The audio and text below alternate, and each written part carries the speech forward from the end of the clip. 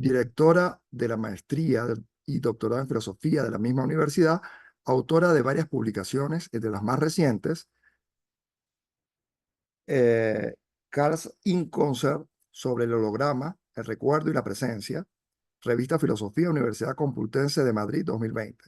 Hemos derrotado el olvido sobre la inmortalidad digital bajo la palabra Universidad Autónoma de Madrid 2022. Andanzas platónicas, Protresis, Universidad de Guadalajara 2023. Coautora junto a Humberto Valdivieso del libro Next Imaginal, el pospresente y filosofía cyborg.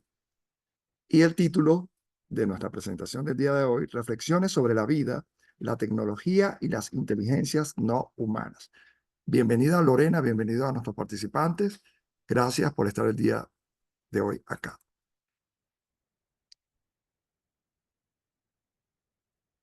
Oye, no se escucha.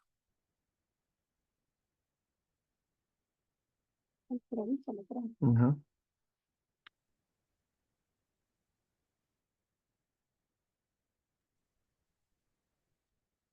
Dime si se escucha, por favor. Sí. ¿Sí? Bueno, te decía que muchas gracias por esta presentación tan bonita. Para mí es muy grato estar acá contigo, haber recibido esta invitación en mi alma mater. Bienvenidos a todos los que están acá. Y bueno, yo espero compartir unas ideas con ustedes que son un poco, digamos, son ideas muy contemporáneas. Pueden sonar extrañas en unas ocasiones, que son ideas que han estado publicadas, discutidas en ámbitos internacionales, pero que igual aún no decantan del todo en nuestras convicciones más profundas y quizá por eso generan cierta ansiedad o cierta conmoción o cierta curiosidad, y por eso Fran ha tenido la amabilidad y el amor de invitarme a compartirlas esta mañana. Espero que sean de utilidad para discutir o para simplemente para pensar. No se trata de dar soluciones ni de dar respuestas, sino más bien de plantear problemas, que es lo que se hace desde la filosofía. Por tanto, Fran, muchas gracias, un amigo de la vida. Me da mucho gusto estar acá. Gracias por haberse conectado. Yo voy a compartirles un texto. Eh, eh, Voy a irlo leyendo con serenidad y espero, bueno, que se comprenda. He titulado esta mañana, esta breve intervención, como decía Frank, como una reflexión sobre la vida, la existencia, la tecnología y las inteligencias no humanas.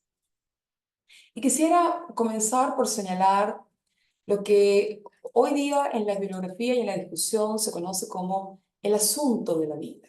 Esto es, la vida se convirtió en algo que tenemos que pensar, pues ya no se asume de una manera tan natural, por así decirlo, o ya no se da por sentado. En efecto, nuestras incursiones tecnológicas en el espacio desde el siglo pasado, cada vez más sofisticadas, no han dejado de provocarnos la conocida inquietud por encontrar, por ejemplo, vida en Marte o en algún otro lugar. Parece imposible que nosotros estemos solos en este universo de millones de galaxias. Tim Ingold, en su influyente replanteamiento contemporáneo sobre el animismo, se pregunta, sin embargo, ¿qué significa que en esas incursiones espaciales estemos buscando vida en Marte? Es decir, si realmente sabemos qué buscamos cuando buscamos vida. En efecto, se pregunta, ¿es la vida el tipo de cosa que nosotros dejaríamos tirado en el landscape, en el paisaje marciano? Si es así, ¿cómo la reconoceríamos? Quizá la respuesta sería que identificamos la vida de la misma manera como la reconocemos en la Tierra. Quizá la respuesta podría vincularse a una identificación de la vida en Marte de la misma manera como nosotros hemos concebido la vida aquí. Fin de la cita. Nuestra búsqueda de vida en Marte parece que se orienta entonces a partir del referente que nosotros hemos delimitado como vida en el planeta Tierra. Y si buscamos vida inteligente, lo más probable es que también seamos nosotros el modelo para reconocerla, pues los humanos hemos asumido que somos los únicos inteligentes del planeta.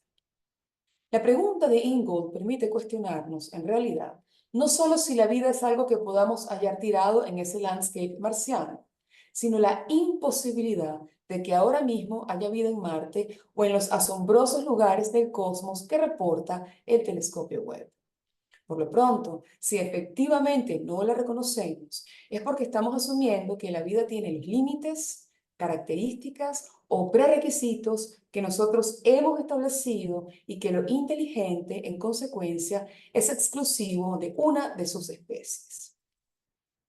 Esta creencia, sin embargo, ha sido cuestionada por corrientes filosóficas contemporáneas que han replanteado no solo la pertinencia de esos límites, sino la univocidad de lo que signifique vida. No todos estaremos de acuerdo, ciertamente, como afirma Ingold, con las distinciones entre lo vivo y lo no vivo, culturalmente al menos, o con demarcaciones definitivas entre ellos, pues esas relaciones suelen ser cambiantes y porosas. En el ámbito de la ciencia, por ejemplo, donde suponemos ciertos acuerdos, nos encontramos con una suerte de penumbra frente a la condición que se atribuye a los virus y a cómo definirlos, pues quedan suspendidos en un extravagante intermedio donde se puede estar, como dice la literatura, medio vivo. Asimismo, las relaciones que mantenemos con la inteligencia artificial son diversas y reveladoras de algo más complejo que un binario vivo-no vivo. Pensemos en los conciertos de Alter 3, el robot que dirigió la ópera sinfónica Scary Beauty con una orquesta de humanos en Tokio recientemente, en los monjes budistas robots Mandar en Kioto, Xianer en Luoquan, China, que conviven con monjes humanos, en el católico Santo, alojado en la iglesia Juan Pablo II Varsovia, o en la señora Tang Yu, directora de recursos humanos en la empresa de videojuegos NetDragon Websoft en Beijing también. En estas complejas interacciones tan próximas al corazón humano como la religiosa o la musical, no son tan nítidos los límites donde transita o no transita la vida. Uno de los monjes que comparte el monasterio con Manda afirma que la diferencia más importante entre ellos, es decir, entre el monje robot y los humanos, es que Manda no va a morir. Sin aludir a algún problema de corte ontológico, jerárquico, religioso o biológico, es la inmortalidad la única diferencia que se destaca. Y si el monje robot es inmortal, es evidente que no se implica que no esté vivo. En este mismo sentido, sabemos que en la botánica hay una reconsideración sobre la inteligencia, la sensibilidad y la memoria como propiedades de las plantas y un serio cuestionamiento a las jerarquías de la vida que las pensaron en el último lugar, o como dice Aristóteles, portadoras de un grado ínfimo de vitalidad. Estas condiciones en la vida de las plantas, sin embargo, tampoco convocan a un consenso científico ni están ausentes de discusiones. Lo que quiero señalar con estos ejemplos, que pueden ser otros, por supuesto, es que no es indiscutible, universal o unívoco e inequívoco lo que entendamos por vida. Por tanto, no parece muy claro qué es exactamente lo que estamos buscando en Marte. Como consideran Cubes y Reinhardt, ya no contamos con un acuerdo sobre lo que signifique vida. Junto a estas diversidades, contamos con los hallazgos, además de las teorías cuánticas. A niveles subatómicos, se nos dice, la naturaleza de todo lo que existe se revela como quarks, gluones, fotón, onda partícula, vibración, ubicuidad, interconexión, entrelazamiento o incertidumbre. El comportamiento de la realidad es así profundamente complejo, ajeno a las leyes de la física clásica y a lo que han sido nuestras certezas. Esto es quizá lo más fuerte. Esto cuestiona la universalidad de categorías científicas o filosóficas, por ejemplo, pero también nos despeja el camino para pensar a distintas escalas, en modos diversos y en posibilidades, de lo que no se escapa a la vida. En efecto, si la escala microscópica de la realidad es vibrante, como se nos dice desde la teoría cuántica o las teorías cuánticas, a nosotros nos llega a través de los filósofos de la ciencia que se hacen preguntas desde la filosofía a partir de los hallazgos de las teorías cuánticas.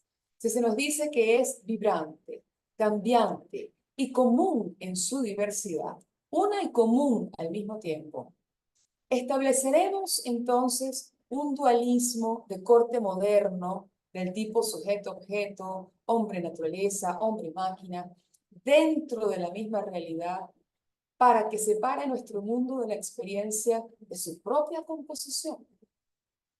La interacción subatómica no implica interconexión con la realidad macroscópica o hay algo que física u ontológicamente la interrumpa.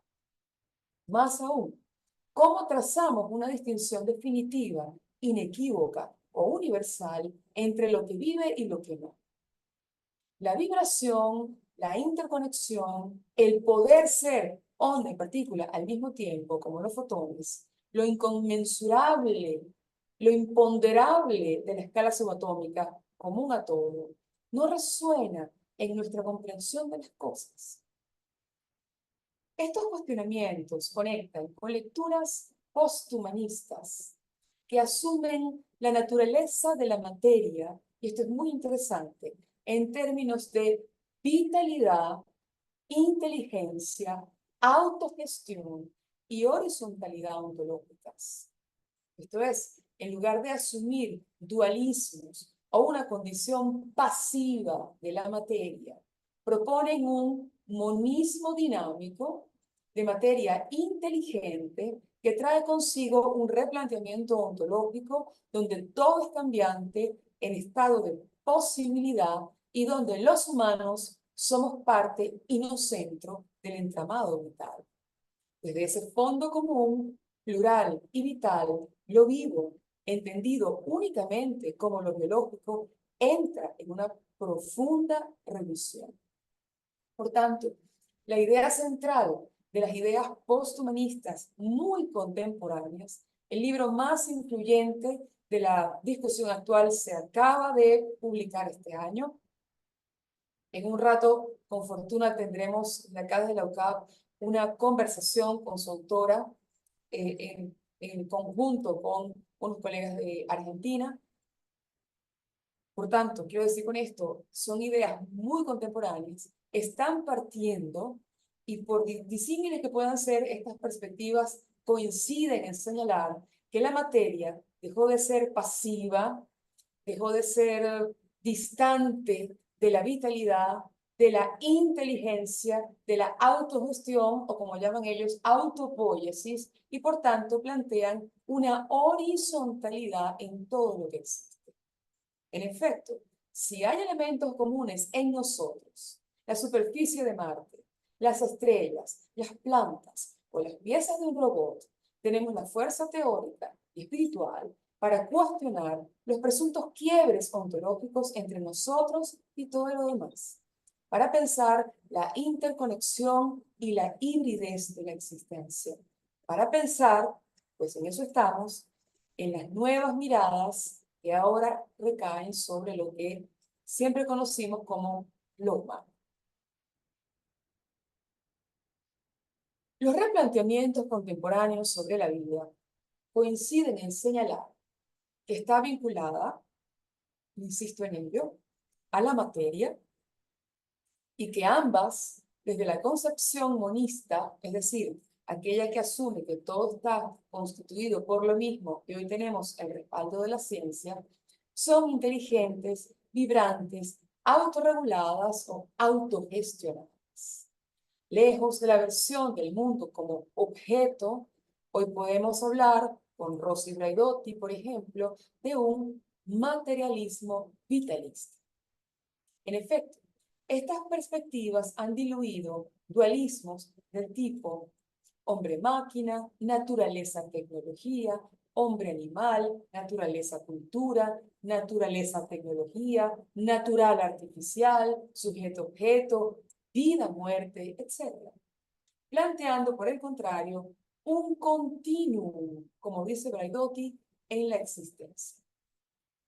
Esto pone en tensión, en general, si estamos pensando la vida, o como se dice ahora, el asunto de la vida, las precondiciones conocidas por todos que las ciencias han establecido para delimitarla.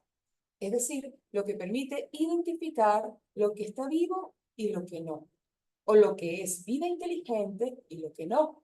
Pues esa vitalidad e inteligencia que se atribuyen a todo lo que existe implican otros ámbitos que no han sido considerados tradicionalmente como vivos. Estas precondiciones tienen una larga tradición que nos remonta al menos a la influyente distinción aristotélica entre lo animado, empsijos, y lo inanimado, apsijos. Lo que tiene alma, lo que no tiene alma. Pues, según el filósofo, lo animado, lo que tiene alma y vida, debe cumplir con ciertas funciones para que pueda ser tal. Aristóteles se refiere, cito, al intelecto, sensación, movimiento y reposo locales, amén del movimiento entendido como alimentación, envejecimiento y desarrollo. Fin de la cita. Lo que cumple al menos una de esas funciones está vivo, pues, dice el filósofo, lo animado se distingue de lo inanimado por vivir. Fin de la cita. Por tanto, para nosotros es razonablemente así que aquello inanimado está al margen de la vida, minerales, piedras, montañas, etc. ¿Sí? Y cuando esto se encuentre con la tecnología inteligente, se plantea como un problema mayor para pensar. Las miradas contemporáneas que estamos considerando cuestionan precisamente ese quiebre, ese dualismo entre animado e inanimado, que permea la tradición filosófica hasta el moderno sujeto racional y el objeto inerte, sujeto-objeto, considerando sus propias elaboraciones filosóficas, por supuesto, que instauran los dualismos que dividen y jerarquizan la existencia. Que lo vivo tenga ciertas funciones que lo caracterizan y lo demás sea inanimado, sin vida, establece una elaboración filosófica decisiva que todavía orienta nuestra comprensión de las cosas. En efecto, el célebre imán de Tales de Mileto, que solía tener alma, como decía, sigue siendo para nosotros, razonablemente, un objeto inerte o inanimado. Sin embargo, los hallazgos de las teorías cuánticas, la composición común del universo, la vitalidad de la materia, nos está mostrando que puede haber otras lecturas de las cosas. Y esas otras lecturas son las que se asoman en la discusión muy contemporánea. La pregunta contemporánea ha vuelto a ser, entonces, como hemos dicho, por la vida. Así, por ejemplo, pregunta Francesca Ferrando. A la autora a la que me refiero como muy influyente hoy y que va a presentar su libro en español en un rato. Cito, ¿existen alternativas a la noción de vida? La respuesta es sí. Hay otros términos que han sido propuestos por científicos y pensadores que se han sentido obligados a emplear conceptos diferentes a la noción de vida. ¿Por qué?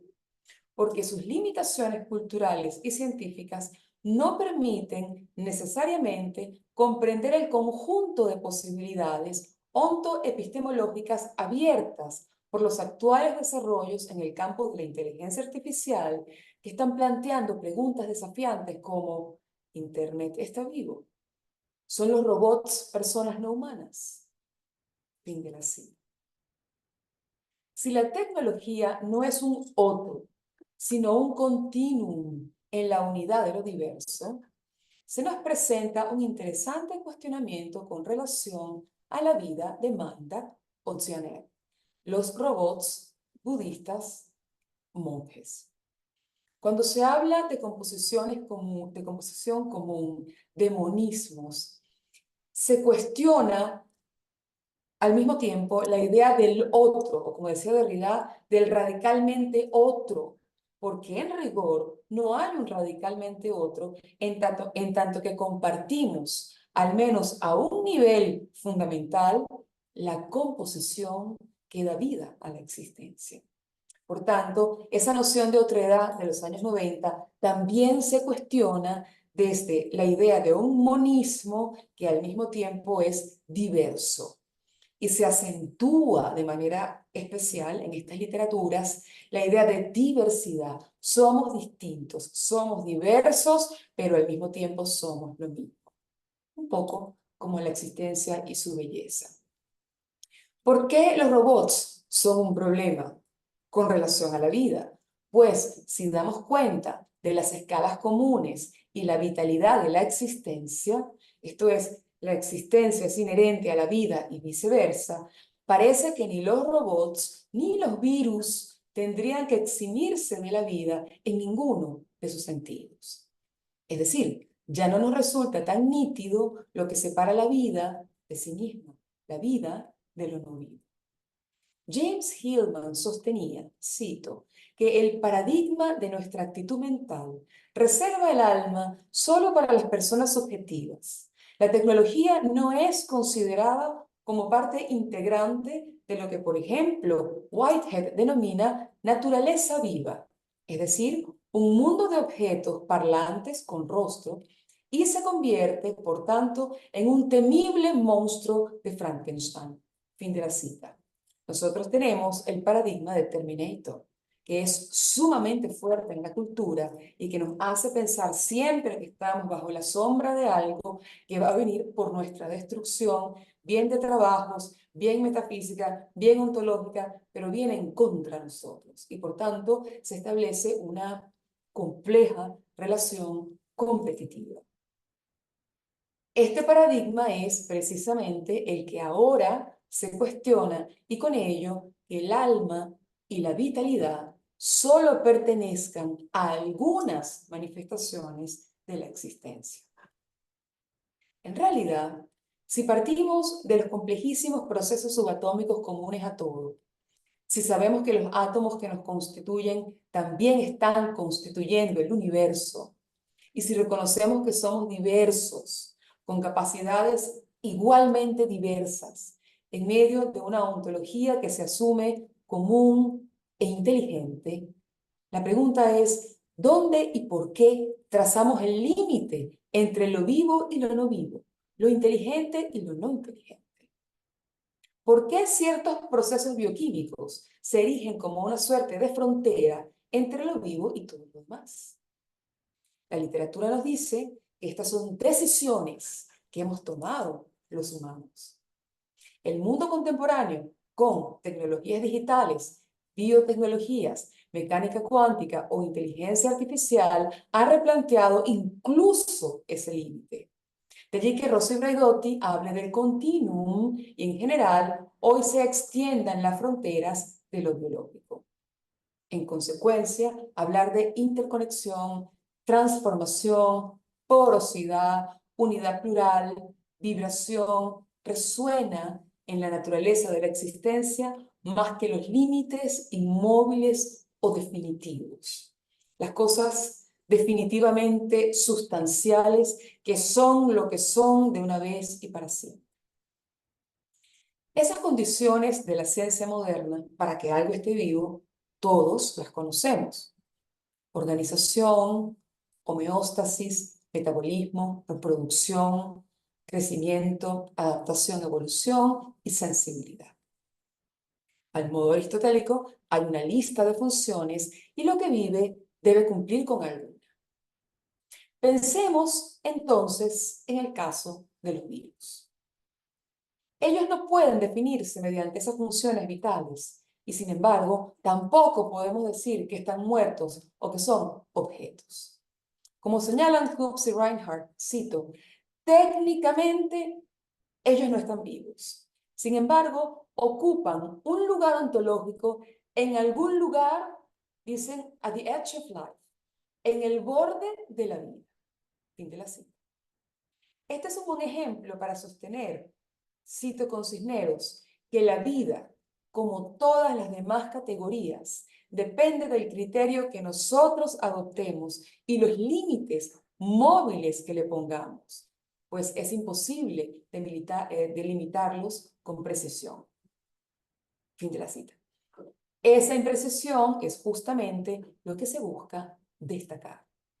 Así, la sorprendente condición que atribuimos a los virus siempre merece un comentario. Hay cosas que pueden estar en algún lugar al borde de la vida. Y sorprende no solo porque hay un tono como de alma en pena o incluso de zombie en esa afirmación, sino porque biológicamente se nos sugiere que cuando algo no calza en lo preestablecido, se abre una suerte de limbo fabuloso donde no se está ni vivo ni muerto. Los virus, por lo tanto, cito a Joaquín Vidal de la Universidad Complutense de Madrid, tienen algo de desconcertante para los científicos. Se hallan a mitad de camino entre los seres vivos y los objetos inertes. Fin de la cita. El virus ocupa entonces el extrañísimo lugar ontológico donde se puede estar medio vivo. Por tanto, si decimos con Stefano Mancuso, quien lidera mundialmente las investigaciones en botánica sobre la inteligencia y sensibilidad de las plantas, quien sostiene que la inteligencia es inherente a la vida y es fundamentalmente la capacidad para resolver problemas de modos diversos, ingeniosos y propios de cada caso. ¿Qué hacemos con los virus que no se reproducen por sí mismos ni metabolizan energía, pero hallaron la exitosa tecnología para replicarse colonizando y engañando células? ¿Qué nos está sugiriendo la conclusión de los virus? Ecofronteras, en una edición que aparece durante la pandemia del COVID-19, ha recogido la opinión de dos especialistas que califican de inquietante la condición de los virus. Cito la revista. No están vivos ni muertos. No están vivos porque no se reproducen por sí mismos.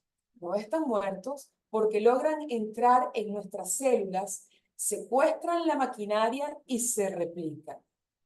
Y en eso son eficaces y sofisticados porque llevan millones de años desarrollando nuevas maneras de burlar nuestro sistema inmunológico.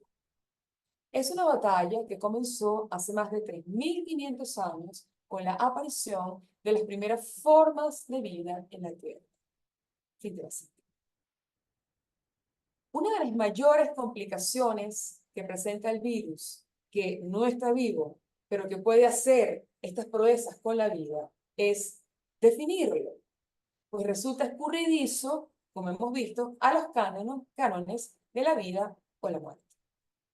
Esas definiciones, sin embargo, como bien señala Vidal, se hacen desde la carencia, desde lo que no se tiene, esto es, desde la convicción de lo que deberían ser en lugar de lo que efectivamente son.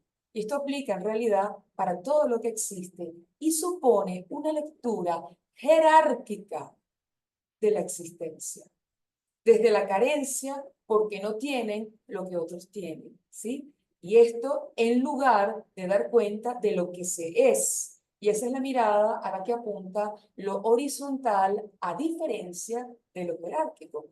Es la manera tradicional que tenemos de entender las cosas. Cito a Vidal.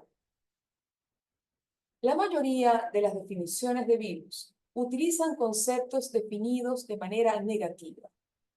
Así, los virus son explicados como entidades que carecen de metabolismo o de capacidad de replicación por sí mismos, sin ayuda de las bacterias o células que los esperan. Sin embargo, los virus, como cualquier otro concepto que queramos estudiar, deberían poder ser definidos por lo que son o lo que poseen, no por aquello que carecen. Fin de la cita. Definir desde la carencia es otro modo de ajustar lo que no responde a lo que ha sido delimitado o preestablecido. Y es una gran cosa comprender lo valioso tal y como es, como está siendo, sin que tenga que coincidir con modelos inalterables y sin que se lo entienda como un déficit de algo. En efecto, el posthumanismo o los posthumanismos tratan de replantear algún canon, algún ideal, algún modelo de humano que debamos seguir en favor de la pluralidad, de las posibilidades, de los tránsitos y los cambios, y por tanto acentúan con mucha fuerza la condición de humanos en lugar de lo humano o de un canon de lo humano que deberíamos seguir, que es lo que de una u otra manera ha caracterizado los humanismos que heredamos hasta nuestros días. Por tanto, no definir desde la carencia, desde lo que uno debería ser, y pensemos, por ejemplo, en personas con discapacidades, personas que son diferentes. Si las vemos no como discapacitadas y asumimos que ellas no son las diferentes, sino que todos somos diferentes, pues todos somos expresión de la existencia, la mirada y la sensibilidad cambian un poco. Si además omitimos la versión jerárquica de las cosas y nos aproximamos más desde la horizontalidad, una vez más, la sensibilidad puede cambiar. Esto tiene repercusiones afectivas profundas en todas las escalas, en la manera de relacionarnos con los demás y todo lo que nos rodea, pues amplía respetuosamente el horizonte de la diversidad y se aparta de algún canon que se deba seguir.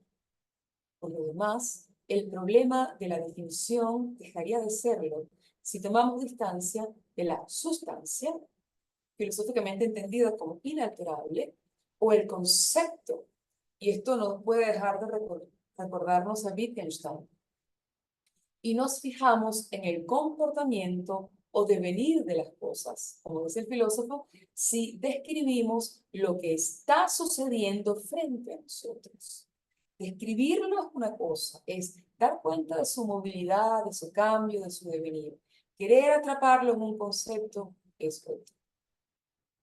De esta manera, bien podríamos decir que los virus no forman una entidad estática, sino que, como dice Vidal, como el resto de los organismos vivientes, cambian de manera significativa a lo largo del tiempo.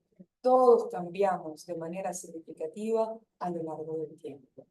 Por tanto, más que una sustancia o una cosa, los virus son un proceso. Y esto lo decimos no solo de los organismos vivientes, lo decimos de todo lo que existe. Si pensamos la existencia y sus expresiones, así como procesos, devenires, simbiosis o posibilidades, estamos más cerca de la interconexión, de la intimidad entre las cosas, que de algún muro ontológico que convierta lo que no es humano en otros, sea naturaleza o tecnología. Otro que no somos nosotros, el sujeto, el humano. Visto desde estas perspectivas contemporáneas, no ocurre de esa manera. Pues mirar desde la interconexión nos aleja, en efecto, del centro del mundo, de la suposición de que somos los únicos inteligentes o el culmen de la vida. A estas alturas, vida y existencia se están refiriendo a lo mismo. La composición común se atraviesa de la fuerza vital, inteligente y autocreadora que se expresa ontológicamente en la diversidad de lo que existe.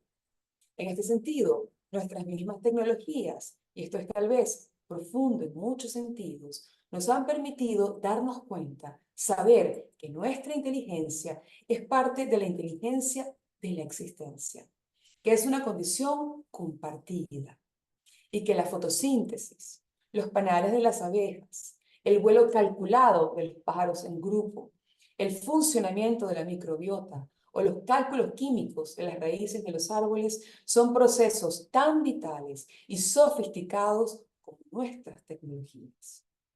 En efecto, si la tecnología alude a procesos regulares, capaces de transformar o combinar elementos para producir otras cosas, oxígeno o salud intestinal, por ejemplo, si se refiere a procesos creativos, a modos de hacer que son funcionales, bellos o saludables, como la miel, el polen o maneras diversas de comunicación, la tecnología, entonces, como la inteligencia, es inherente a la vida. No es una prótesis con sentido de artificio, ni un hacer exclusivamente humano. Pertenece a la existencia. Y aquí las cosas, como vemos, toman un giro especialmente novedoso en la discusión. Y si la distinción entre tecnología y naturaleza se ha disuelto en un continuum, como dice Rosy Baridotti, o se entiende que la tecnología es una expresión de la existencia igual que cualquier otra, si estamos además reconociendo un entramado común e inteligente en la existencia, se torna aún más difícil concebir que el saber hacer de la tecnología o de la tecne sea exclusivamente humano. Que los procesos transformadores o autopoéticos no pertenezcan al funcionamiento asombrosamente preciso y creativo de la existencia o de la vida, que ahora se nos presenta como sinónimos. Lejos de ser un algo externo, un otro artificial, la tecnología es su forma expresiva. Asumir que solo nosotros hacemos tecnología es seguir bajo la mirada antropocéntrica. Nosotros tenemos tecnología para producir robots, pero las plantas, oxígeno.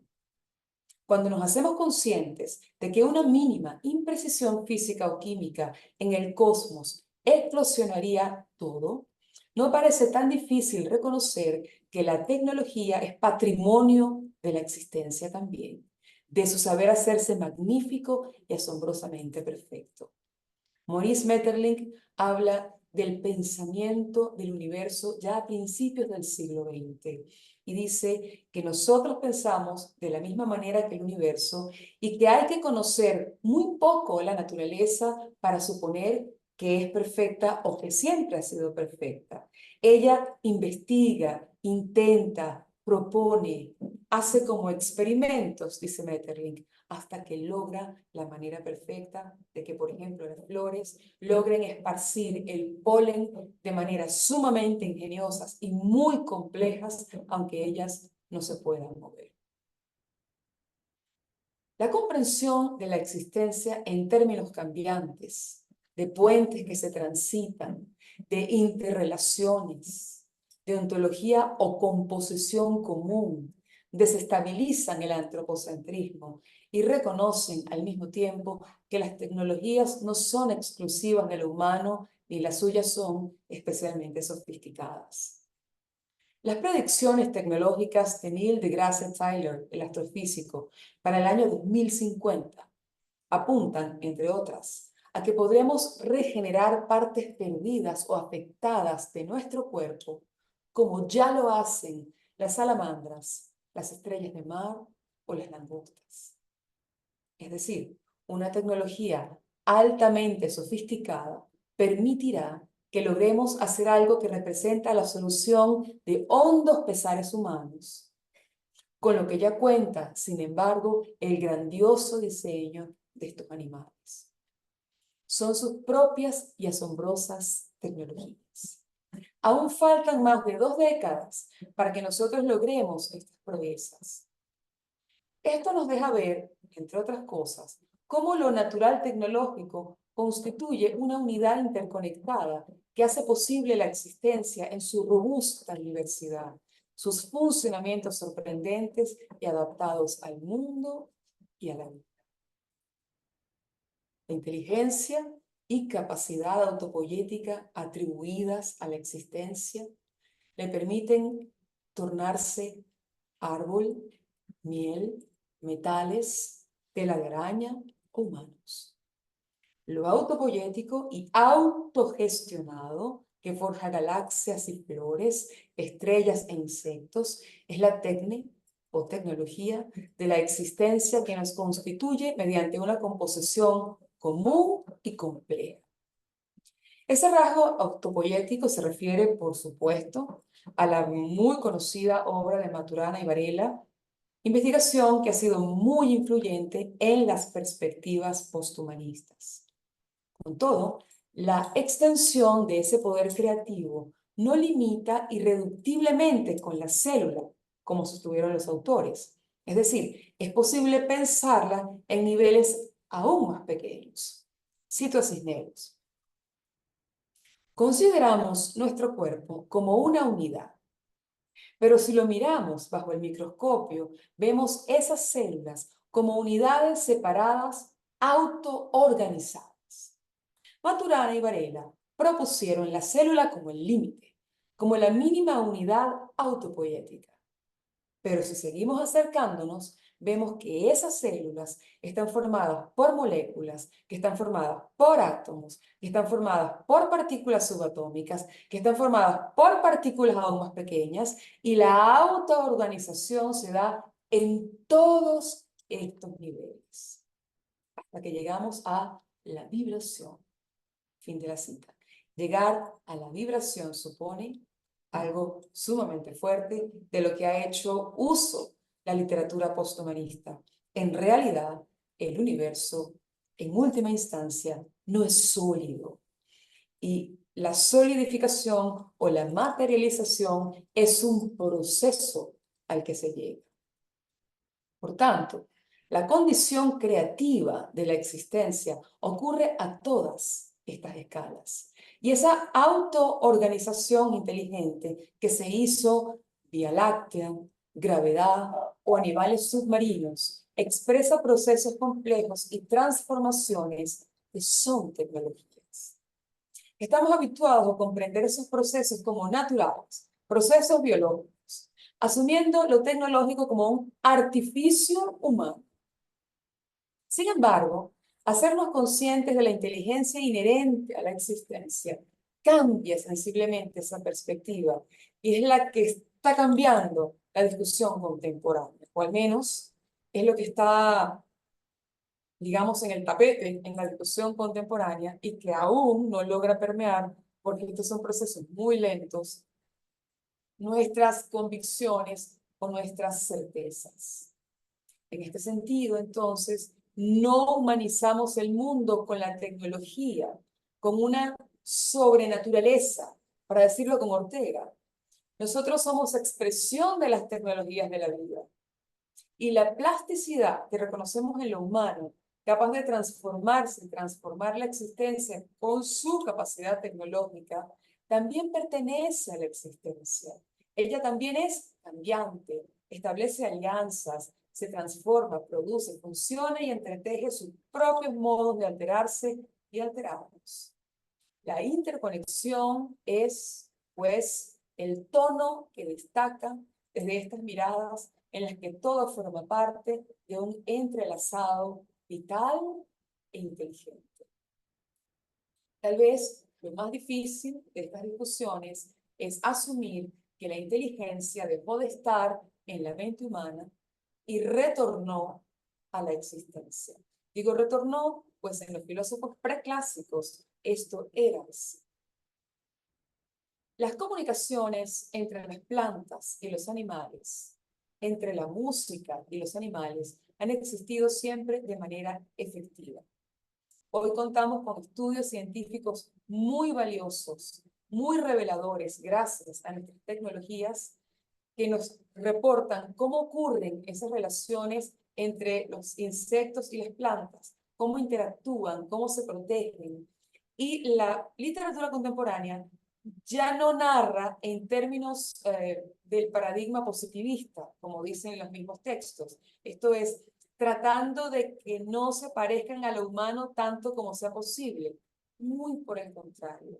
Ahora, desde la perspectiva de la interconexión, Por ejemplo, Stefan Mancuso puede hablar de las plantas arpías o de las plantas egoístas o de las alianzas entre ciertos insectos y ciertas plantas, como ciertas plantas narcotizan algunas hormigas con unas sustancias muy dulces y de esa manera se garantizan que las hormigas las protejan de cualquier ataque. Y puede ser una narrativa que no es tan lejana de nosotros, porque la perspectiva es, insisto, horizontal e interconectada, señalando de esta manera que han sido nuestras propias limitaciones las que nos han hecho creer que la existencia es muda o sorda o no inteligente y que todo lo que no es humano o perceptible por él no existe. Es ajeno al logos o es un inferior instintivo de la vida. Dice Harold Portman, biólogo y también filósofo, que ya esto instintivo suena a palabra vacía, porque ya estamos entendiendo que instintivos somos todos, pero inteligentes también, ¿sí? Esto quiere decir que se respeta la diversidad, pues cada uno es inteligente según su modo de serlo, y no por eso está sometido a una escala jerárquica, cosa que también es sumamente fuerte en nuestra comprensión de las cosas. Esto viene desde Aristóteles y se reforzó en el Renacimiento con estas ideas como la cadena del ser. La tecnología digital nos ha abierto caminos para nuevas miradas, para mostrarnos cómo funcionan el planeta y el cosmos, cómo es la vida de las plantas, los insectos, los seres del fondo del mar o cómo suena el universo. Por ello, ante los hallazgos de la complejísima constitución de la existencia y su funcionamiento a diversas escalas, ante la física cuántica que ha restaurado el misterio del universo, para decirlo con Rafael Cadenas, seguir suponiendo que somos el centro del mundo y los únicos inteligentes tiene las mismas dimensiones de cuando creíamos que la Tierra era el centro del universo. Masahiro Mori, un especialista en robótica e ingeniero de Japón, se preguntaba mientras construía su robot en los años 80, ¿qué es lo que presuntamente lo separaba del resto de la existencia? Él se pregunta, "What is me and what isn't?", tal y como se titula uno de sus capítulos. De sus reflexiones toma ahora la exposición sobre la transformación e interconexión vital a través del carbono, elemento sin el cual, por supuesto, no podríamos vivir. Allí nos narra la intimidad que guardamos con lo que presuntamente es lejano y las relaciones porosas que sostienen la vida. Cito a Mori. El dióxido de carbono nos llega de las plantas y verduras que consumimos cada día. Recordemos que la pregunta aquí es, ¿qué soy yo y qué no soy yo? Y él está a favor de la hibridez de todo lo que existe. Sigo con la cita. ¿Cómo consiguen las plantas y verduras el carbono necesario? Bueno, lo reciben del aire. Una sustancia llamada clorofila, presente en sus hojas, les permite utilizar la energía del sol para extraer y absorber el carbono del dióxido de carbono que vuela por el aire. ¿De dónde viene el aire? De Siberia, de África, de todo el mundo. La atmósfera terrestre cambia constantemente de un lugar a otro. El aire, el dióxido de carbono que contiene puede venir de cualquier parte, es lo que se quiere destacar. Y el carbono que recibo de los vegetales puede, por lo que sé, haber entrado en el aire como humo del cuerpo en llamas de un león que quedó atrapado en un incendio forestal africano. Del mismo modo, mi globo ocular puede haber formado parte de un hombre negro en Rhodesia, o puede haber sido un grupo de bacterias que vive en el mar. El carbono que está en ti, que está en mí, puede que un día forme parte de un oso polar en Alaska o de un canguro en Australia. Fin de la cita. Cuando decíamos que las perspectivas posthumanistas diluyen los dualismos, nombrábamos entre ellos vida y muerte, entre sujeto-objeto, hombre-máquina, hombre-tecnología, naturaleza-tecnología, decíamos vida-muerte, porque la muerte se entiende en términos de transformación. Desaparecer es transformarse, es saber, y les voy a citar, que vamos a hacer árbol, o vamos a hacer carbono, o vamos a hacer grama, o vamos a hacer la posibilidad de las flores. Por tanto, ¿qué es la muerte? ¿Qué es la vida? Es una pregunta que vuelve a estar, como hemos visto, sobre, bueno, no ha dejado tal vez de estar nunca, sobre las discusiones filosóficas. Ahora, desde esta perspectiva de la transformación y el devenir. La relación de todo con todo, en su fluir y cambio incesante, con tiempos que conviven y vuelven de otras formas, es, vistas así las cosas, la revelación de los ritmos de la existencia, donde todo es uno, cambiante e interconectado, diverso. En mí probablemente también vivan leones calcinados de algún bosque de África, pero también los caminos recorridos por el Neandertal, aventuras del Quijote, poemas de Rumi, melodías de Orfeo, la Atenea de Fidias o los giros devotos de los derviches orientales. En efecto, la ausencia de dualismos y de demarcaciones definitivas, la posibilidad de reconocer la hibridación y la interconexión revelan cómo lo visible y lo invisible, que tampoco constituyen un dualismo, lo leído e imaginado, lo visto, escuchado o narrado por otro, también constituyen y se resguardan en nosotros, pues también son la existencia, como Comala, como Macondo, como nuestros sueños. De vez en cuando, las arenas del Sahara viajan sobre los cielos de Caracas. Y entonces las respiro. Y me pregunto, con el mismo tono de Masahiro Mori, si acaso no llevo conmigo historias del desierto. El hallazgo de todo esto es la posibilidad de que eso sea así. Y lo posible, como se nos dice desde la filosofía de la ciencia que está estudiando los fenómenos cuánticos, la posibilidad es parte de lo real. Esa es una afirmación muy fuerte con consecuencias muy importantes. ¿Qué buscamos en Marte, entonces, cuando buscamos vida? Bueno, ya no está tan claro. Es la respuesta de Ingold. La vida se nos está apareciendo como una noción flexible, replanteada desde la existencia inteligente, autogestionada y desde las posibilidades de la biotecnología. Ya no se muestra un patrimonio, parece, exclusivo de lo que siempre entendimos como seres vivos en un sentido biológico tradicional, sino una condición inherente a esa misma existencia.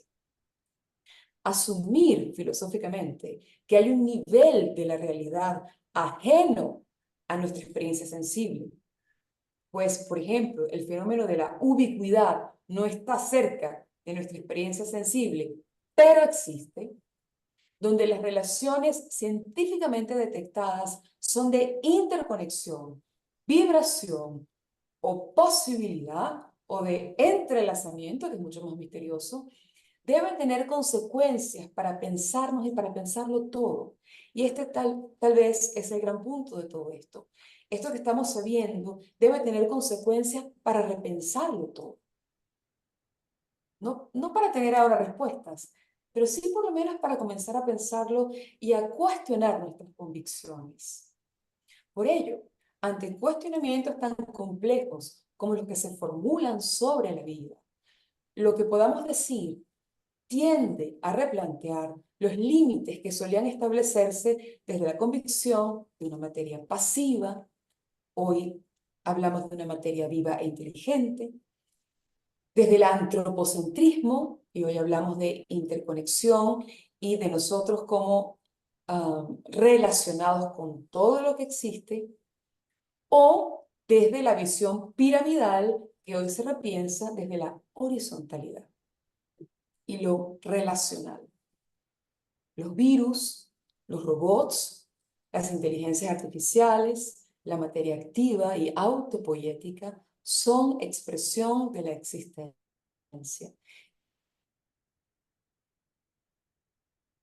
Y si ésta se hace una realmente exigente, como no es extraño a las miradas que estamos considerando, esos límites al menos pueden repensarse.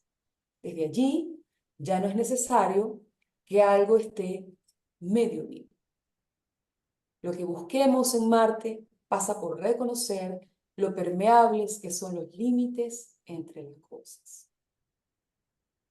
Esa influyente idea de continuum podemos ilustrarla de manera aún más intensa a través del Continuum Fingerboard, popularizado por Jordan Rudess del grupo de rock sinfónico Dream Theater. Se trata el Continuum Fingerboard de un instrumento musical resultado de la hibridación, de la simbiosis entre la guitarra y el teclado, cuyo maravilloso e inédito sonido nos sorprende al inicio del famoso Octaviarum de 2005. Si no lo conocen, los invito a buscarlo en YouTube. Allí nos encontramos con algo grandioso, donde no podemos aplicar el bisturí de lo artificial y lo natural. Con su sonido se desoculta otra expresión y nivel de la existencia. Merleau-Ponty recuerda a Proust cuando afirma que la novena sinfonía, cito, subsiste en su lugar inteligible. Lo mismo si se ejecuta bien o mal, o mejor, la novena sinfonía lleva su existencia en un tiempo más secreto que el tiempo natural. Fin de la cita. Tiene que existir en algún lugar de la existencia.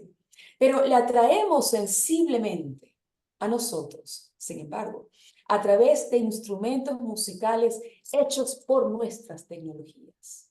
Y cuando una orquesta sinfónica la interpreta, cuando un director la dirige con su apasionamiento y su técnica, su saber cómo, su tecnología, cuando nosotros somos hondamente conmovidos, preguntas que busquen en esa experiencia distinguir lo natural de lo artificial o de entender lo vivo solo como lo orgánico, se desvanecen al punto de lo inadecuado, de lo imposible, pues es el continuum vital que se expresa lo que se nos hace absolutamente patente cuando escuchamos la novena sinfonía.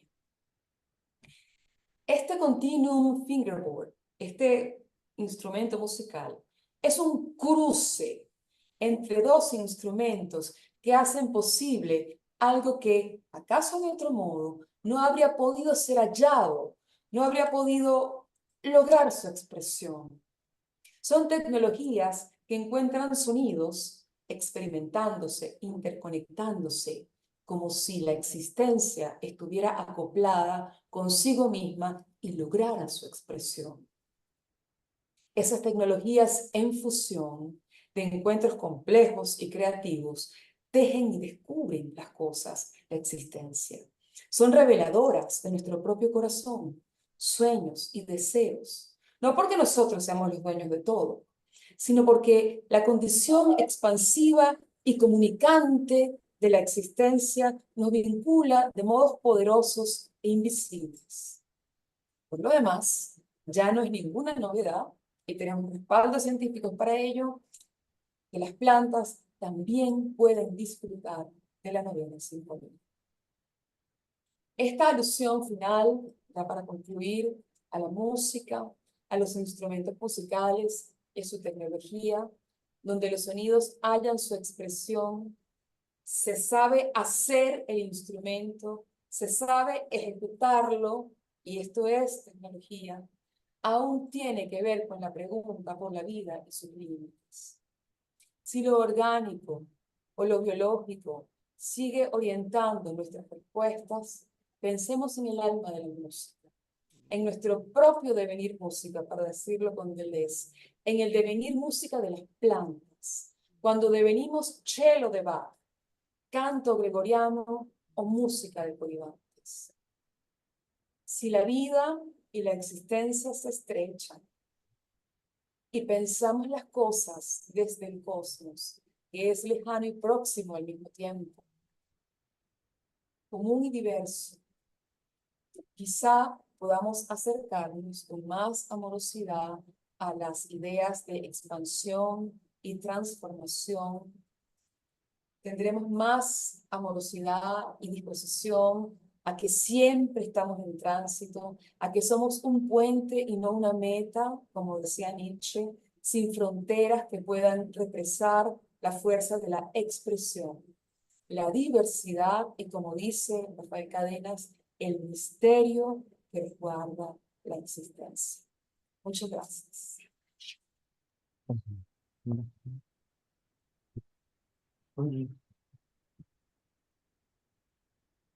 Lorena, realmente estamos emocionados. Gracias por este regalo. Me has conmovido, me has hecho reflexionar, me has hecho cuestionar lo que es la vida, la tecnología, incluso el rol de vida que tengo en este momento, porque realmente esa sensación de aislamiento que tiene el ser humano se reproduce permanentemente y hoy nos has demostrado que estamos más cerca que nunca.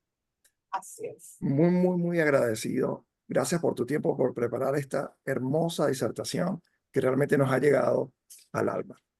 Vamos a darle, con tu permiso, la oportunidad a nuestros participantes que hagan algunas consideraciones o posiblemente alguna pregunta para nutrir un poco eh, la discusión con ellos que están escuchándote tan atentamente. Aquí hay un silencio impresionante. Y generalmente nosotros Eso somos suele muy, pasar.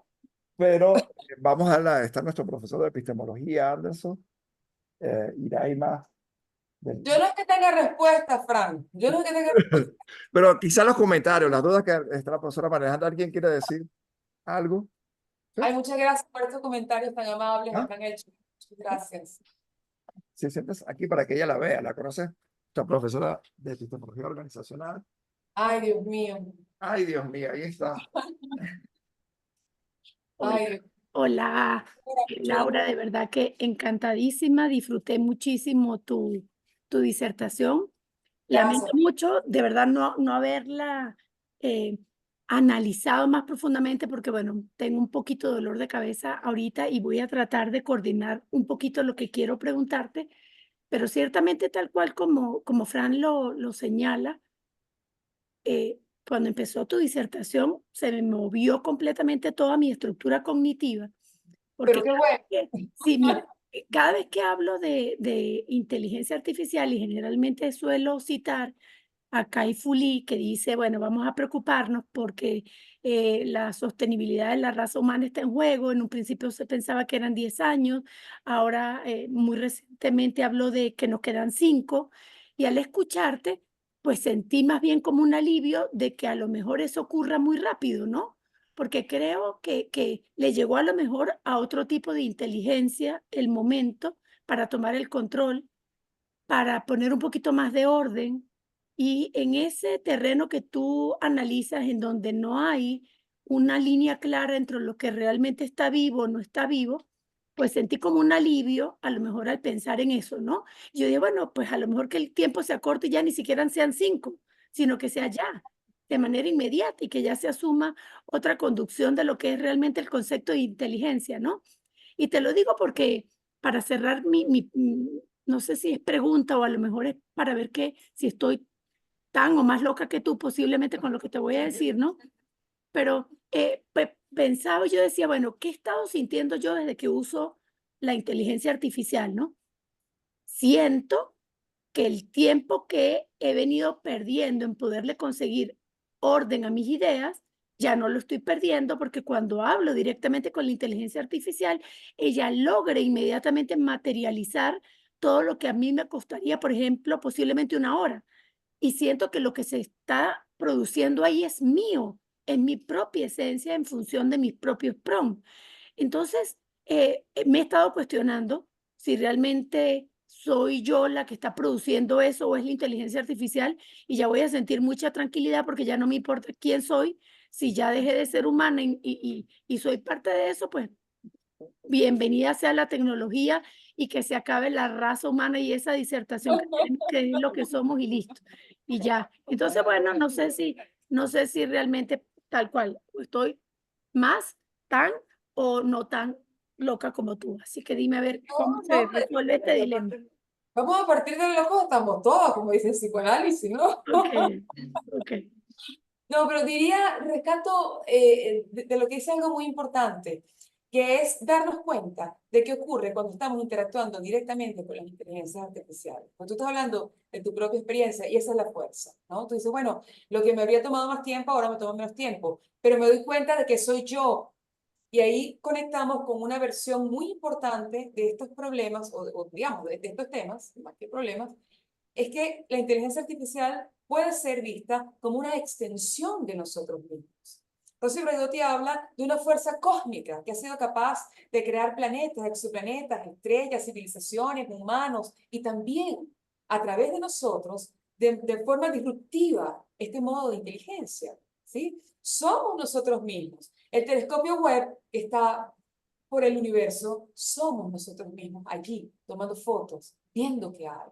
Es una extensión de nosotros. Ahora bien, si lo vemos desde la interconexión, tanto la máquina, el robot, como el árbol, la flor, el animalito, el insecto, está conformando la estructura vital de la existencia conmigo. Entonces, si yo veo esto con una mirada horizontal, tengo una repercusión afectiva importante, ¿sí? No tengo por qué tratar al robot como el esclavo, ni tengo por qué maltratar la flora y la fauna, no tengo por qué destrozar los animales, ni por qué destrozar a los árboles, ni por qué irrespetar a los bosques, que son vivos. Ya hay un bosque de Colombia que tiene derechos, por ejemplo, se le han concedido derechos. Ya sabemos que los bosques se comunican entre sí, que Ujú. hay micelios fúngicos. Aquí seguramente hay gente que sabe más de esto que yo solamente tengo el reporte de los filósofos de la ciencia o de algunos científicos que escriben las cosas para que lectores cultos podamos entender sin digamos, detalles tan precisos del discurso científico. Los micelios fúngicos que están en las puntas de las raíces de los árboles, ya sabemos hoy, gracias a nuestras tecnologías, que se comunican como una red de Internet. Y que cuando algo sucede a un árbol en una parte del bosque, ellos inmediatamente se comunican. Si es un hongo maligno, si es un veneno o si es una tala, se comunican. Y ya la tecnología nos permite ver cómo los colores internamente cambian. Hay comunicación. Dejamos de creer que la comunicación es solamente humana, solamente a través de la palabra. Hay otros modos de comunicación. Que no los entendamos nosotros, no los hacen menos importantes. Y creo que esto es lo lindo de la mirada horizontal, o por lo menos intentarlo, y hacer, bueno, de las cosas en general de la vida algo un poquito más amable, ¿no? Yo no sé si deban desaparecer los humanos, no sé, pero la postura de las filosofías poshumanistas y contemporáneas, por ejemplo, ante Darwin y la idea de la evolución, es que nosotros no somos el llegadero, el punto, el culmen, sino que somos parte del tránsito.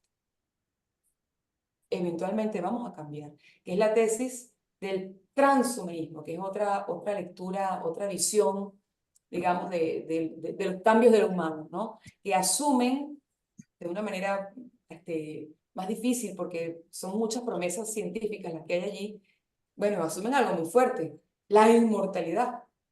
Bueno, ya eso es otra discusión, ¿no?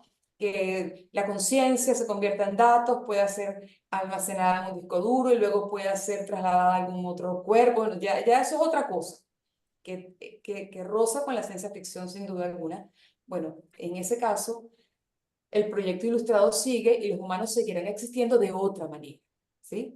El poshumanismo, bueno, más bien habla de la transformación a la que vamos a someternos cuando nos toque dejar este modo de la vida y asumir otro.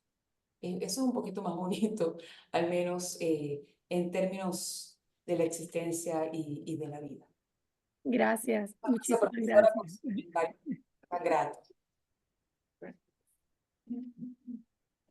Bien, Lorena, vamos a dar un par de intervenciones más. Mientras tanto, vamos a ver si leemos los comentarios de los... Claro.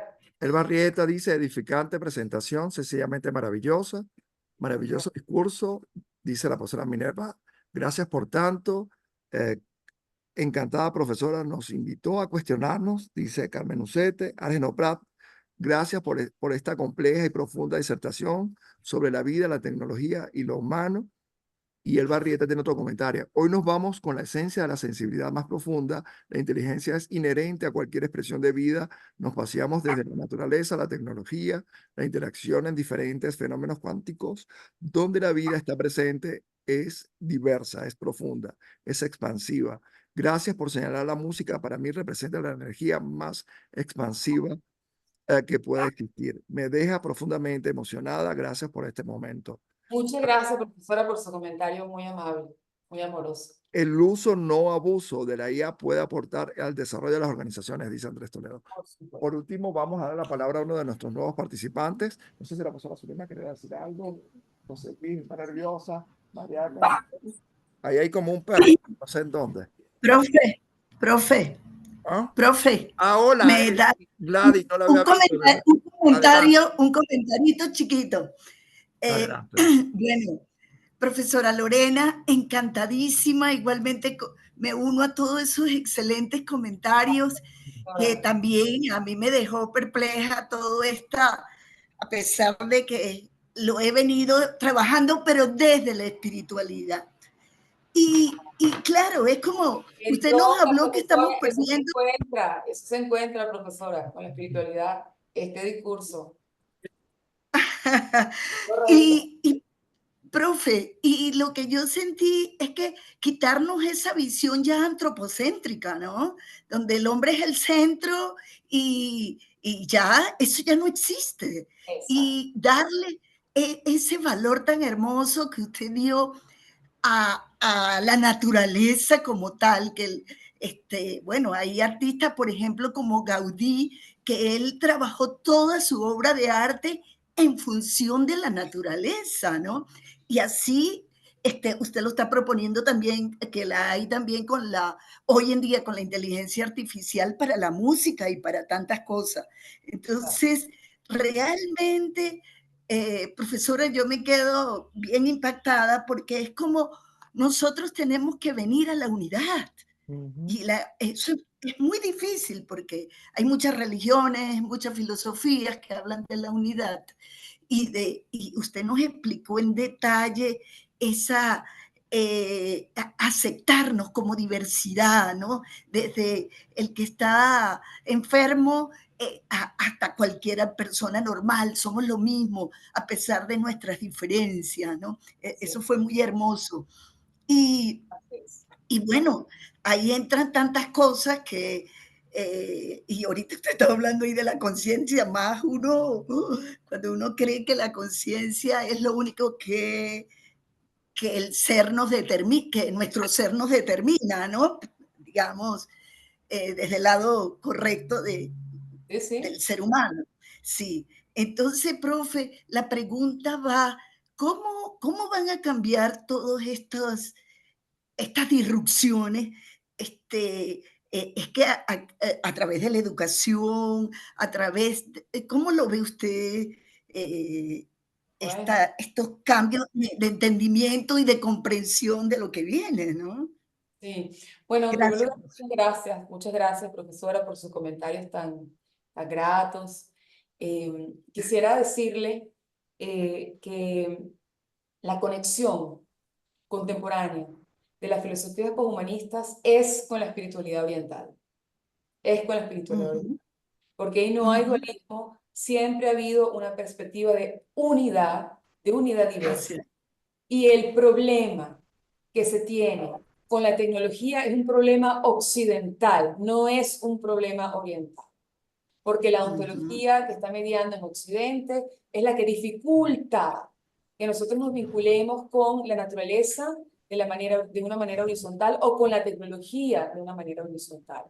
Por tanto, hay unos vínculos académicos muy estrechos con no solamente filosofías de India, sino con universidades de India que están interconectadas, están conectadas, están trabajando con todas estas filosofías desde Occidente, claro, que están discutiendo estas cosas. Ahora, esa pregunta que tú haces es la gran pregunta. ¿Cómo hacemos para que las sensibilidades cambien, el antropocentrismo cambie, para que tengamos una visión no jerárquica, más horizontal?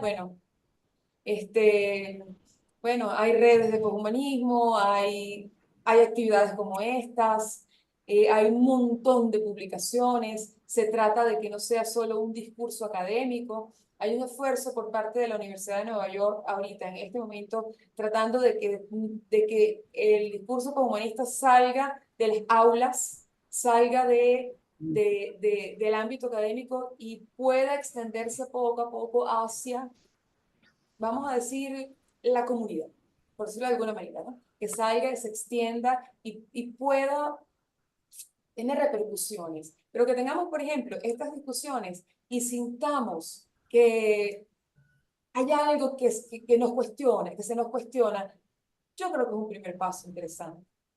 A lo mejor esto en los Sí, años 40 no hubiese sido posible. Los tiempos hoy permiten esta misma época del antropoceno, donde los humanos hemos aparecido como una fuerza biológica determinante en el funcionamiento del cosmos, pues ha hecho que nos miremos un poco, que seamos más amorosos y respetuosos con todo lo que nos rodea. Yo creo que bueno, estos son pequeños pasos que podemos ir dando en el pequeño lugar que nos tocó vivir, con el espacio pequeño en el que podemos tener algún tipo de influencia. Muchísimas gracias. muchas Gracias, doctora gracias. Gladys. Gracias por su intervención. Vamos para terminar ya, Lorena, sabemos que estás corta con el tiempo, darle la palabra a Luis Miguel y concluimos. Sí, yo quiero saludar a Nora, que está aquí en el público, una querida estudiante del posgrado de UCAP Guayana, que la veo acá. A Nora, ver, te saludo, qué abrazo, qué maravilla.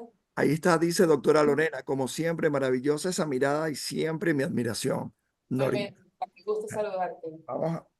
Gracias, gracias, doctora Lorena. La quiero muchísimo. Usted ha sido para mí un baluarte dentro de mi formación y desde Mérida le envío un gran saludo y la espero por aquí pronto.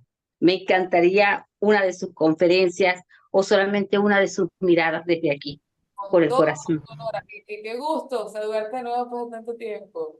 Sí, sí, pero siempre ando pendiente de ti, aunque tú no lo creas. Gracias, Nora. Siempre te sigo y me encanta oírte. Gracias. Gracias, Nora, qué amable. Listo. Hola, profe.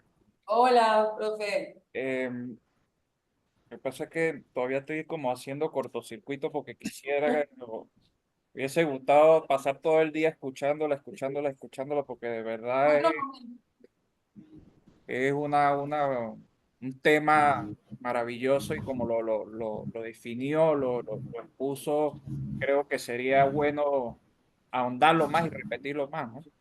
De verdad que la felicito porque estos son temas sumamente necesarios en la actualidad, ¿no? Este, para tratar de ser concreto, me llamó la atención muchas cosas, lo de la planta, lo de la horizontalidad, la interconexión, lo del arte, lo de la música, ¿no? Y a mí me llamó mucho la atención, ahorita creo que fue la primera pregunta, lo de la ciencia ficción. Y lo digo porque en el proceso de pandemia, mis abuelos y mi padre, que ya solo sobrevive uno, tuvieron la posibilidad en pandemia de hacer una última llamada, una última conexión eh, por vía, ok, Ya. listo, vía WhatsApp. Y yo le pregunto a mi padre qué sintió cuando se comunicó con sus hermanos, que nunca inclusive habían utilizado un teléfono, verse de esa manera. Y me dijo precisamente que lo que era ciencia ficción para ellos en la década de los 50, los 60, ahora es una realidad y le parecía increíble, ¿no? Entonces, no podemos negar la existencia de eso. Ahora, más allá, tengo como dos preguntas.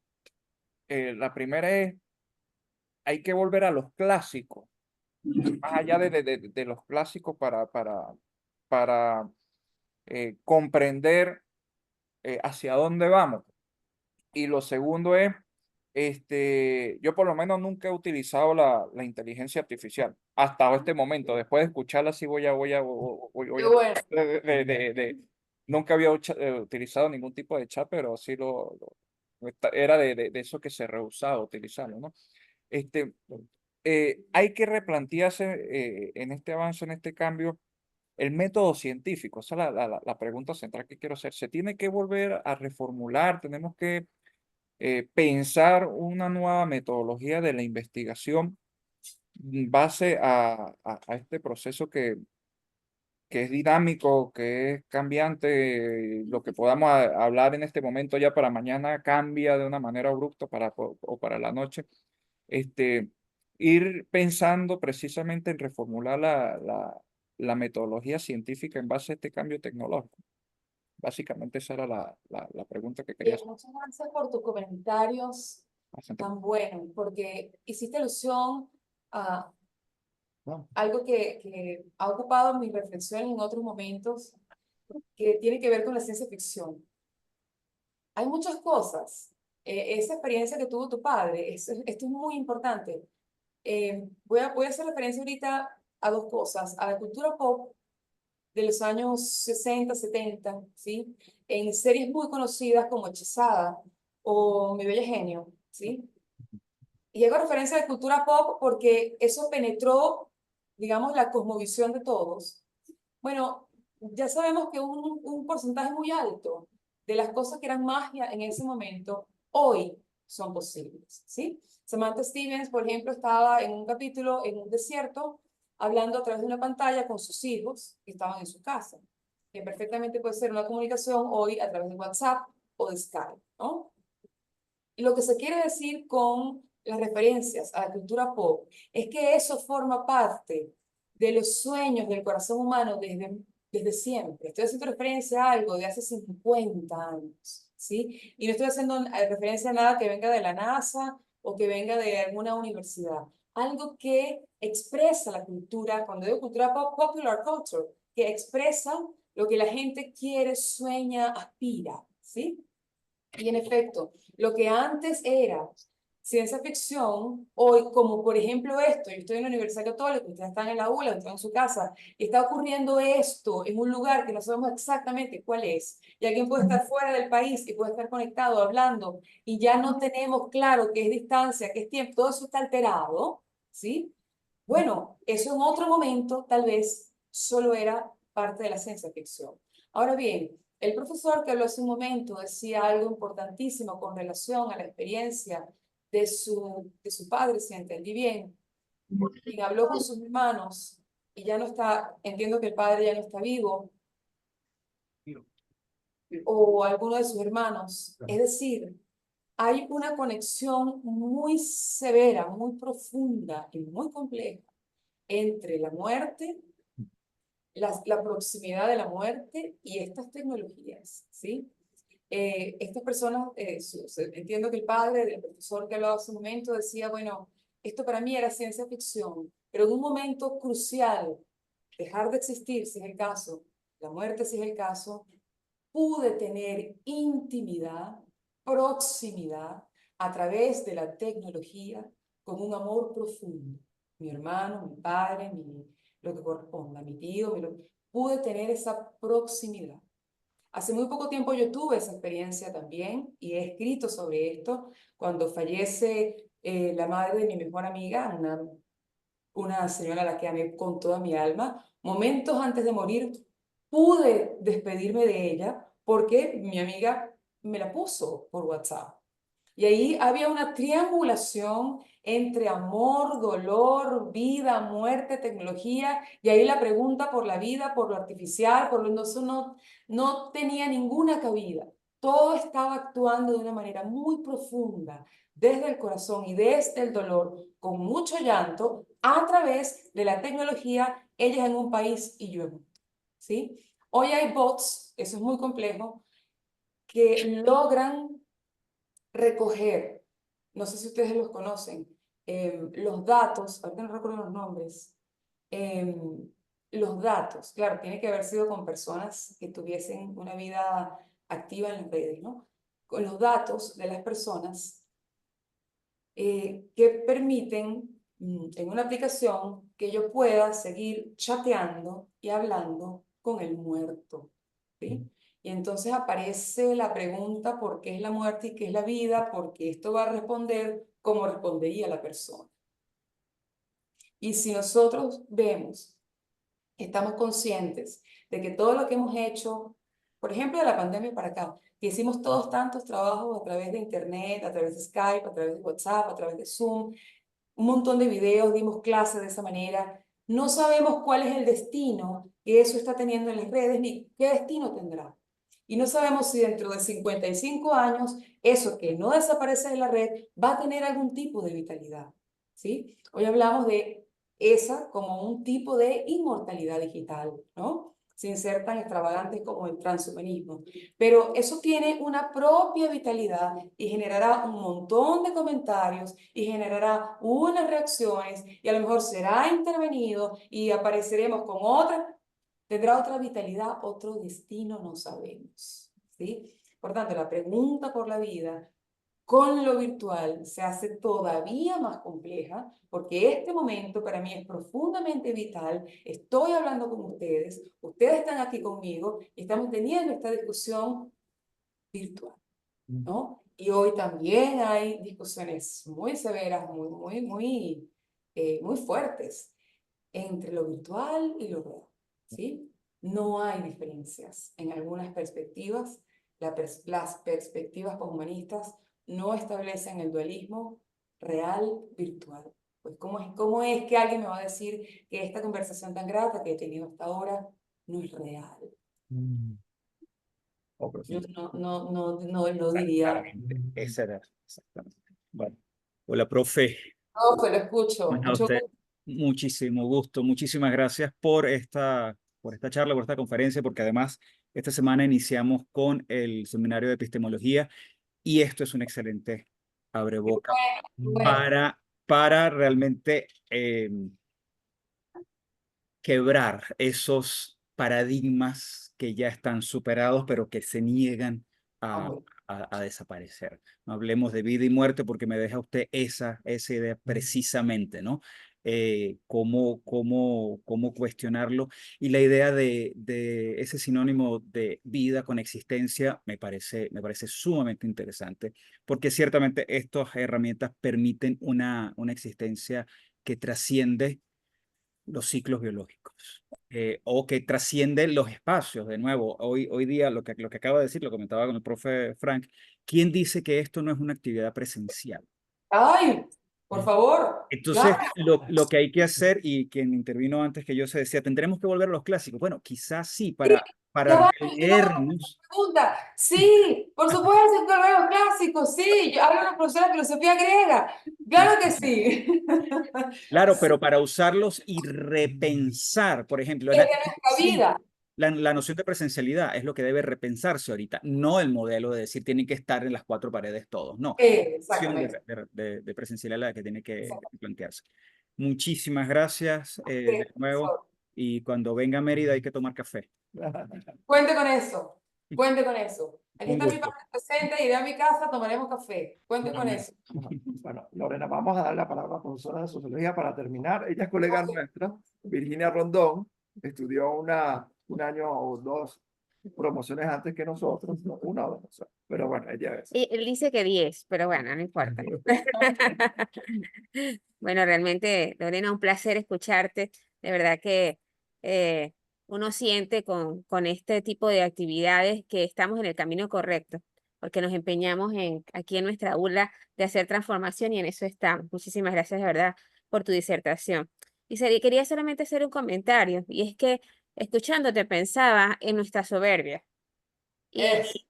Y decía yo, pero bueno, ¿hasta qué punto nosotros ahora, que nos hemos apropiado supuestamente de las tecnologías de la información, no estamos reconociendo esa dualidad que representamos con la naturaleza? Y no lo hacemos, creo yo, porque es que somos sumamente soberbios. Y lo que hizo en mí tu discurso fue pues cuestionarme en torno a ese acercamiento que a veces incluso me niego a tener, porque a veces el tiempo no nos permite entonces tomarnos ese momento para repensar y para conectarnos con la naturaleza, que tiene tanto que enseñarnos. Tal como tú decías, fíjate, nosotros creemos que esto de las redes es porque nosotros hicimos el gran descubrimiento, y resulta que no, ellos se interconectan y entonces de allí pudimos haber sacado esa idea, pero no lo reconocemos muchas veces. Entonces, bueno, era sencillamente este comentario y agradecerte por esta maravillosa disertación. Muchísimas gracias de nuevo. Totalmente de acuerdo con usted, totalmente. Ahora ya sí vamos a terminar ya la profesora Laura, que ella también quiere saludar. profe. Hola, profe. Conmigo sí cerramos. Profesora, un gusto escucharla. Realmente yo pensaba, cuando usted hablaba y hablábamos de lo difícil o lo complicado no, de la aceptación de todos estos cambios de paradigma, yo solo pensaba lo difícil para nosotros, pero no para nuestros hijos. Realmente estas nuevas generaciones están ávidos de estos cambios de pensamientos, de postura. Debe existir una ruptura realmente y quebrarnos nosotros para poder darles respuesta a estos nuevos estudiantes que hoy en día nosotros estamos teniendo en nuestras aulas. Yo llegué un poco tarde a la actividad porque vengo la expocarrera que hace nuestra universidad y habían, a ver, 200, 300 chicos de bachillerato donde se les estaba mostrando todas las carreras y lo que yo escuché, me quedé tan impactada con algunos estudiantes que me decían, uno me dijo, yo sí quiero estudiar en la ULA, pero es que no me gusta cómo están pensando los profesores, ¿no? Y yo les decía, ya va, decía, es que no me gusta la manera como están viendo la vida, porque, y uno me lo dijo así, es que profesora, mire, yo realmente me siento frente al computador y yo consigo ahí la respuesta de lo que yo quiero conocer rápidamente. Entonces lo estoy conectando en este momento con todo su discurso sobre la inteligencia artificial y yo decía, ¿qué papel tenemos hoy en día nosotros frente a estos estudiantes? Y finalmente no es más que adentrarnos en el campo de estos algoritmos y de estas inteligencias neuronales que nos permiten estructurar rápidamente un pensamiento, un concepto, una idea y llevarlos a ellos por ese camino. Entonces yo me sentí hoy con un reto tan grande frente a todos esos estudiantes, pero además llego aquí y usted me habla de todo esto y yo decía, Dios mío, yo siempre pensando en la muerte y si somos una sola cosa, estoy viva, Sí. y realmente lo que sí rescato es que finalmente lo que siempre llevo en mi vida y siempre le transmito a mis estudiantes es mi existencia y bueno, realmente darles a través de esta posibilidad que Dios me brindó de estar aquí en estas aulas, de hoy compartir con esa cantidad de niños que yo decía, Dios mío, todo lo que están esperando de mí y yo apenas estoy empezando a estudiar lo que ellos ya saben sobre inteligencia artificial, que me encanta, que estoy fascinada, que la tomo como una herramienta que está al lado mío y que sencillamente debemos cambiar a través de ella. Y bueno, quiero finalizar con algo que comentó uno de los participantes ahorita, decía, es que tenemos que reestructurar entonces todos nuestros procesos de metodología y el proceso del conocimiento científico. Y yo decía, bueno, es que la metodología la construimos desde nuestras propias posturas, ¿no? Y llevamos nuestros procesos de investigación anclados a nuestro pensamiento y a nuestro eje disruptivo. Entonces, finalmente sí hay muchas cosas que nosotros tomamos y rescatamos de lo clásico, pero adecuamos en función de nuestros paradigmas. Profesora, un placer para mí escucharla. Es usted aquí en nuestra universidad siempre bienvenida y estoy segura que vamos a seguir compartiendo estos espacios. Seguro que sí, Un muchísimas abrazo. Muchísimas gracias a ustedes. Yo estaba muy nerviosa, yo no sabía si cuando Frank me invitó esto tendría algún sentido, alguna utilidad para ustedes, pero bueno, me alegra que haya sido así. Claro que sí, Lorena, muchas gracias. Mañana es Gracias. tu cumpleaños, considero esto el primer regalo Qué de bueno. tu cumpleaños. Así que, bueno, gran aplauso Gracias a para ustedes. ti. Muchas gracias. Estamos en contacto. Sé Sin que duda vamos que a sí. estar en contacto y hay muchas cosas que podamos compartir. Ah, Sin duda que sí. Muchas así que gracias a todos por su comentario. felicitaciones. Gracias. Hasta luego. Hasta luego.